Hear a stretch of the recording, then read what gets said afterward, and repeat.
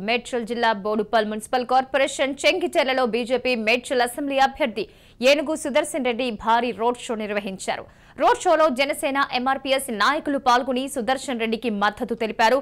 రాష్ట్రంలో రాక్షస పాలన సాగుతోందని, దేశం కోసం ధర్మం కోసం స్వచ్ఛందంగా బీజేపీలో జాయిన్ అవుతున్నారని, బీజేపీ గెలిస్తే బీసీ వ్యక్తి సీఎం అవుతారని సుదర్శన్ రెడ్డి అన్నారు.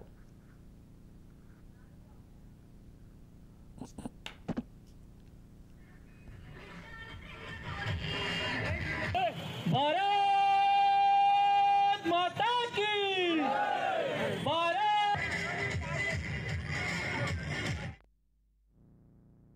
మేడ్చల్ నియోజకవర్గంలో ఒక డబ్బు మదంతో ఒక అక్రమాలకు అడ్డ అయిన మంత్రి మల్లారెడ్డి, ఇంకో వ్యక్తి ఇంకా ఆయన ఇద్దరు పోటీ పడ్డారు. ఎందుకంటే అవినీతిలో ఇద్దరు పోటీ పడ్డారు.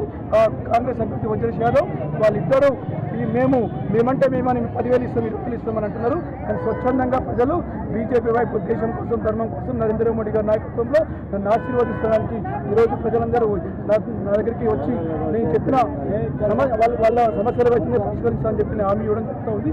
ఏదేమైనా ఈరోజు ప్రజలు నా వైపు ఉన్నారు. వాళ్ళు కొంతమంది వాళ్ళ కార్యకర్తలు అనుకోండి టీఆర్ఎస్ కాంగ్రెస్ పైసలు ఇచ్చి ఈరోజు ప్రజలను మధ్యపెట్టే ప్రయత్నం చేస్తూ ఉన్నారు. నిజంగా సోదరుడు మంత్రి మల్లారెడ్డి ఈ నియోజకవర్గంలో ఓటర్కి హక్కు లేదంటున్నారు. ఎందుకంటే ఎటువంటి అభివృద్ధి చేయలేదు. నిజంగా ఒక 100 కోట్ల ప్రాజెక్టు ఎవరు చేయలేదు.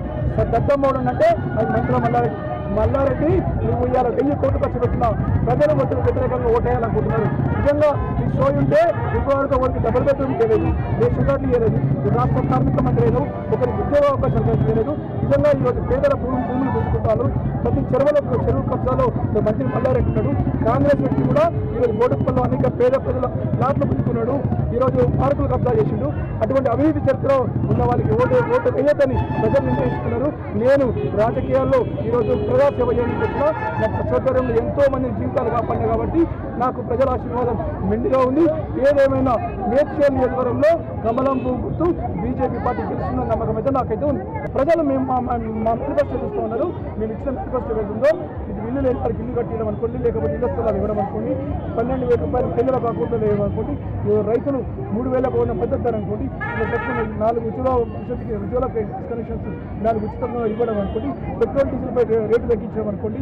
అనేక రకాలుగా మేము ఇచ్చిన హామీ అంటే మేము హామీ ఇచ్చినామంటే ఒక దేవుడు ఇచ్చినట్టు, దేవుడు ఆశీర్వాదం ఇచ్చినట్టు నరేంద్ర మోడీ గారి హామీతో ఈరోజు తెలంగాణ రాష్ట్రంలో ఈరోజు చరిత్ర తిరగరాయబోతున్నాము.